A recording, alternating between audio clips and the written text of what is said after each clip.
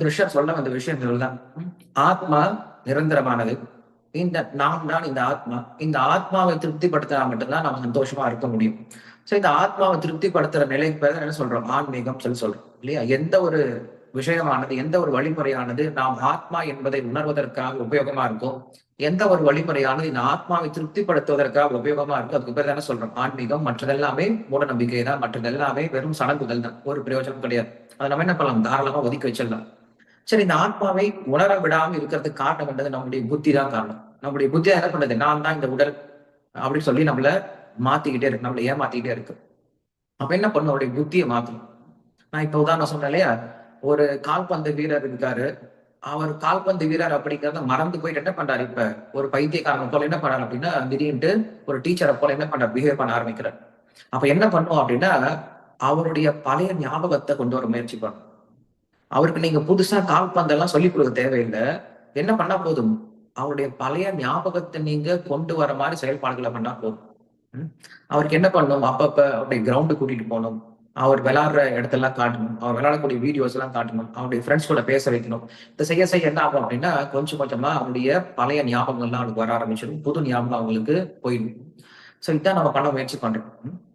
இந்த இந்த ஒரு வழிமுறைக்கு வேற என்ன சொல்றோம்? செல்ஃப் ரியலைசேஷன், தன்னை உணர்தல் அப்படின்னு சொல்லி சொல்றோம். சோ கிருஷ்ணன் இங்க அந்த விஷயம் தான் பேச ஆரம்பிக்கிறாரு. இந்த ஆத்மா அழுக்கான நிலைக்கு போன காரணம் என்ன? கவரப்பட்டதற்கான காரணம் என்ன அப்படின்னு சொல்லி கேட்கும் பொழுது அவர் சொல்றாரு, நம்முடைய தவறான எண்ணங்கள் தான் நம்மளை கவர்ந்திருக்கு அப்படின்னு சொல்லி சொல்றாரு. இந்த உடல் சார்ந்த எண்ணங்கள் நம்மளை கவர்ந்திருக்கு. உடல் சார்ந்த எண்ணம்னா என்னது? நான், எனது, எனக்காக அப்படின்ற இந்த 3 எண்ணங்கள் தான் நம்மள கவர்ந்திருக்கு அப்படின்னு சொல்லி சொல்றாரு. அதனால இந்த ஆத்ம ஞானம் கொஞ்சம் வந்தாலுமே கூட ஒருவனுக்கு பெரிய பயத்திலிருந்து பாதுகாக்கும் அப்படின்னு சொல்லி சொல்றாரு. கொஞ்சம் இந்த ஆத்மாவை பத்தி புரிச்சுக்கிட்டா கூட அவன் எப்படி இருக்க முடியும் இந்த உலகத்துல? சந்தோஷமா இருக்க முடியும் அப்படின்னு சொல்லி சொல்றாரு. சொல்லிட்டு கிருஷ்ணா சொல்றாரு, அர்ஜுனா நீ என்ன பண்ணு? முதல்ல உன்னுடைய இலக்கை நிர்ணயம் பண்ணு. நேத்தே சொல்லியிருந்தோம் இல்லையா? உன்னுடைய இலக்கை நிர்ணயம் பண்ணிட்டேன்னா என்ன பண்ண முடியும்? நீ அதை நோக்கி போக முடியும். இலக்கிய நிர்ணயம் ஆகல அப்படின்னா உன்னால என்ன பண்ண முடியாது? அதை நோக்கி போகவே முடியாது. நீ எப்ப ஆயிட்டே இருப்ப, ரொம்ப டிஸ்டர்ப் ஆயிட்டே இருப்ப. சோ வேதங்கள் என்ன பண்ணுது அப்படின்னா, நமக்கு நிறைய இலக்குகளை சொல்லி கொடுக்குது. இதை செய்யுங்க, அதை செய்யுங்க, இப்படி இருங்க, அப்படி இருங்க, இதை சந்தோஷம், இதை செஞ்சா சந்தோஷமா இருக்கலாம், அதை செஞ்சா சந்தோஷமா இருக்கலாம். என்ன பண்ணுது? வேதங்களே நம்மளுக்கு நிறைய டைவர்ஷன்ஸ் எல்லாம் கொடுக்குது. அது எல்லாத்தையும் நீ பார்க்காதப்பா. ஏன்னா நீ என்ன சொன்ன? இதை செஞ்சா பாப்பம் வரும், இதை செஞ்சா புண்ணியம் வரும், இதை செஞ்சா நரகம் போவோம், இதை செஞ்சா சொர்க்கம் போகும் சொல்லிட்டு இருக்க. இதெல்லாம் பண்ணாத. நாம் நம்முடைய கடமை மட்டும்தான் செய்யணும்.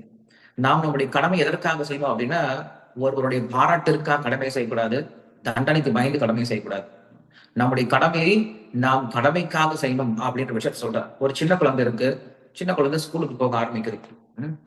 ஸ்கூலுக்கு போக முதல்ல மறுக்குது. சோ அப்ப என்ன பண்றோம்? ஒரு சாக்லேட் கொடுத்து ஸ்கூலுக்கு அனுப்புறோம். ஸ்கூலுக்கு போகுது. அடுத்த நாள் மறுபடியும் ஸ்கூலுக்கு போக மாட்டேன்னு சொல்லுது. இப்ப குச்சி எடுத்து அடிக்கிறோம். ஸ்கூலுக்கு போகுது. இப்ப என்ன பண்ணுது? அந்த குழந்தை ஸ்கூலுக்கு போறதுக்கு ஒண்ணு சாக்லேட் காரணமா இருக்கு, இல்லைன்னா தண்டனை காரணமா இருக்கு. ஆனா இதையே நம்ம என்ன பண்ண முடியாது? வாழ்க்கை முழுவதும் இப்படி கொண்டு போக முடியாது. அந்த குழந்தை புரிஞ்சுக்கணும், நான் ஸ்கூலுக்கு போறது எனக்கு நல்லது அப்படின்ற புரிதலோட ஸ்கூலுக்கு போகணுமே தவிர, சாக்லேட்டுக்காகவோ தண்டனைக்கு பயந்தோ என்ன பண்ணக்கூடாது? தன்னுடைய காரியத்தை பண்ணக்கூடாது. அதே போல நாம் நம்முடைய கடமையை செய்யறோம் அப்படின்னா, நீ சொர்க்கம் கிடைக்கும், நரகம் கிடைக்கும் யோசிக்காதப்பா. இது உனக்கு விதிக்கப்பட்ட கடமை, அதை செய், அவ்வளவுதான். கிருஷ்ணர் என்ன பண்றாரு? அர்ஜுனனுக்கு இந்த பெரிய உபதேசம் பண்றாரு. அதே போல நாம என்ன பண்ணோம் அப்படின்னா, நமக்கு இதனால இது புண்ணியம் கிடைக்கும், பாபம் கிடைக்கும்னு சொல்லி யோசிக்காதீங்க. இது நமக்கு விதிக்கப்பட்டிருக்கு, நாம் செய்யணும், அவ்வளவுதான்.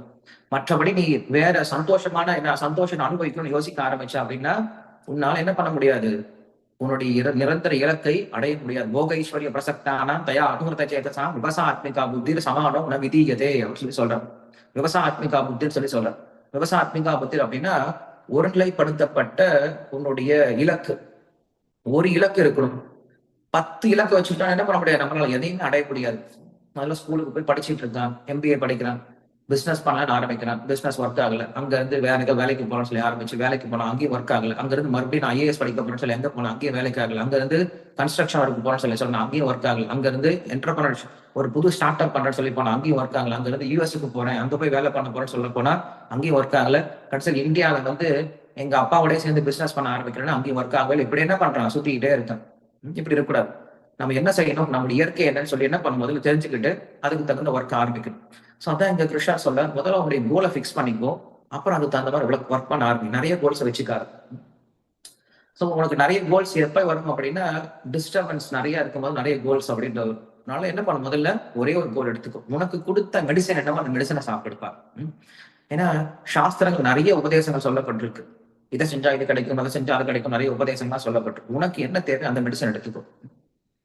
நம்ம மெடிக்கல் ஸ்டோர் போய் எல்லா மெடிசனும் சாப்பிட மாட்டோம். நம்ம நோய்க்கு என்ன மெடிசன் வேணுமோ அந்த மெடிசனை சாப்பிடணும் அப்படிங்கிறது அவசியம். அதனால உனக்கு விதிக்கப்பட்டது கடமை என்ன? சண்டை போடுறதா? நீ சண்டை தான் போட்டான். நாரதர் சொல்றாரா நான் காட்டுக்கு போறேன்னு சொல்லிட்டு தாராளமா அனுப்பிச்சு வச்சிருவேன். ஏன்னா அது நாரதருக்கு உண்டான வழி. உனக்கு உண்டான வழி என்னது? சண்டை போடுறதா. நீ சத்திரியன், நீ சண்டை போட்டுதான். அதனால நீ உன்னுடைய கடமையிலிருந்து ஓடி போகவே கூடாது அப்படின்னு சொல்லிட்டு என்ன பண்றாரு கிருஷ்ணர் மறுபடியும் மறுபடியும் சொல்லிட்டு இருக்கார். அதுக்கப்புறம் ரொம்ப முக்கியமான ஒரு ஸ்லோகத்தை சொல்ற